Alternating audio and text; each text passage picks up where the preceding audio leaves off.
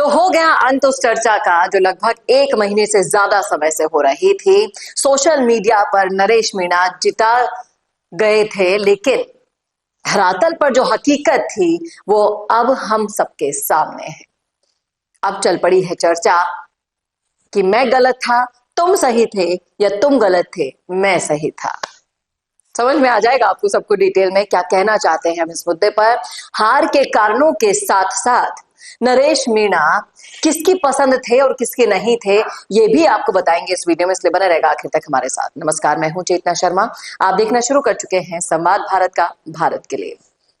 तो जब फॉलोअर्स में से कुछ फॉलोअर्स ऐसे होते हैं जो सच्चाई का आईना दिखाने की कोशिश करते हैं, लेकिन जो अंधभक्त होते हैं वो देखना ही नहीं चाहते और उन्हें अपने निशाने पर ले लेते हैं। ट्विटर पर यही चलता है, जितने भी हमारे राजनेता हैं उनके फॉलोअर्स के बीच।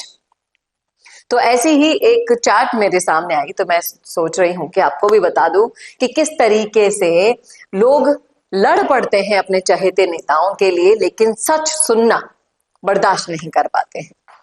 एक सोशल मीडिया हैंडल है द सोसाइटी ऑफ वॉरियर्स के नाम से। इन्होंने एक पोस्ट किया था कुछ दिन पहले मीणा समाज के लिए। मीणा समाज के 50 से ज्यादा बुद्धिजीवियों के बीच में ये बैठे होंगे, तब उन्होंने उनका जो फरमान था वो सुनाने की कोशिश की थी नरेश मीणा के लिए कि क्या मैसेज नरेश मीणा के लिए गया हुआ है ऑन ग्राउंड। लेकिन कौन सुनने वाला था? जिसने भी देखा वो आग बबूला हो गया और इन्हीं को ही उल्टा सीधा कहने लगे। तो इनका ये कहना था कि नरेश मीणा की वो गलती, सबसे बड़ी गलती उन पर भारी पड़ गई जो उन्होंने समरावता के वक्त की थी।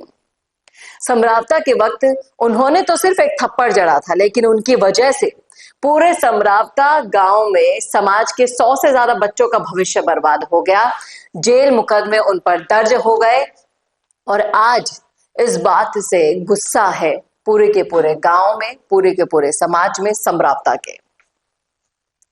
ये बात अभी तक आपने कहीं नहीं सुनी होगी, लेकिन ये वही बता सकते हैं जो ग्राउंड लेवल पर लोगों के बीच में चर्चाओं का विषय बनते हैं, हिस्सा बनते हैं, वही ये सब बताते हैं। और इनको बहुत टारगेट किया गया था और आज इन्होंने अपनी सफाई में लिख डाला है कि जितने भी बैलेट पेपर की मतगणना हुई थी, 350 बैलेट पेपर में नरेश मीणा को एक भी वोट नहीं मिला था। और इन्होंने साफ साफ ये भी कह दिया कि भाइयों, कई बार आपको बुरा तो लग जाता है, लेकिन खुद मनगढ़ंत और एजेंडे में जो लेकर आता हूं वो यूं ही हवा से नहीं लिए होते हैं। मैं वही बताता हूं जो ऑन ग्राउंड मुझे दिख रहा है। इसी के साथ लोग यहां पर क्या कह रहे हैं सुनिएगा ध्यान से। तीसरे मोर्चे की आस, तीसरे मोर्चे की उम्मीद लगाए बैठे वो सभी लोग जो हनुमान बेनीवाल के फैन है, जो राजकुमार रोत के फैन है, जो नरेश मीणा के फैन है, उन सारे फैंस की उम्मीदों पर पानी फिर गया है। बार बार यही होता है इनके साथ। ये कह रहे हैं भाई साहब किशन गुर्जर जी कि तीसरा मोर्चा की जो धुनी थी वो बुझ गई है राजस्थान से। अब 2028 के बारे में सोचो, और क्या पता 2028 में भी कुछ हो या ना हो। आप जब तक कोशिश तो करते रहो। लोकसभा चुनाव में रविंद्र भाटी आया, जैसे खिवसर उपचुनाव में हनुमान बेनीवाल आए, अंताबारा में नरेश मीणा और सागवाड़ा से राजकुमार रोत, इन सब के साथ लगे रहो। और जो पसंद और नापसंद की बात हो रही है, तो कई लोग अपनी पसंद के बारे में यहाँ पर चर्चाएं कर रहे हैं। हर कोई अपनी पसंद के नेता का यहाँ पर नाम लिख रहे हैं। कई लोग कहते हैं कि समाज के पसंद पे ही जाओगे, तो कई लोग तो किरोड़ी लाल मीणा को भी पसंद नहीं करते हैं, मीणा समाज से होकर भी। और इन सब के लिए जरूरी है धरातल पर रहकर काम करना। कहीं ना कहीं चूक नरेश मीणा से यही हो गई कि वो बदला लेना चाहते थे, वो अपने आप को प्रूव करना चाहते थे कि मैं कौन हूं। नरेश मीणा चुनाव जीत सकता है, एक बार हार गया, 2 बार हार गया, लेकिन तीसरी बार नहीं हारेगा। लेकिन जनता का जो फरमान अब पता चल गया है, तो नरेश मीणा को सोचना चाहिए, ठहरना चाहिए कुछ समय, अपनी गलतियों को लिखकर उन पर काम करना चाहिए, फिर 2028 के बारे में सोचना चाहिए। लेकिन पहले कांग्रेस और बीजेपी के बाद तीसरे मोर्चे के रूप में जो लड़ाई लड़नी है, उससे पहले ये सारे काम करने होंगे, तब जाकर नरेश मीणा अपने आप के लिए लड़ाई 2028 में लड़ पाएंगे।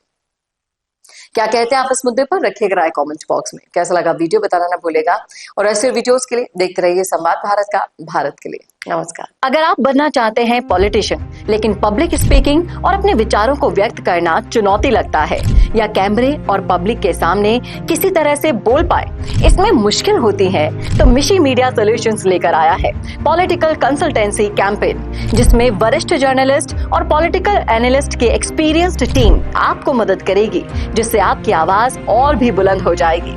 इसमें हम आपके गोल को पूरी तरह से टारगेट करेंगे कि किस तरह से आपको पार्टी पहचाने, आपको उस क्षेत्र के लिए चुने, कैसे सर्वेज में आपका नाम आए, कैसे लोगों के बीच में आपका माहौल बने। न सिर्फ कंसल्टेंसी हम आपको देंगे, बल्कि आपको सारे रास्ते दिखाएंगे और बताएंगे भी, जिससे आप भारत की राजनीति में अच्छे पॉलिटिशियन बनके समाज का सुधार कर सके। तो अभी कॉन्टैक्ट कीजिए स्क्रीन पर दिए गए नंबर पर।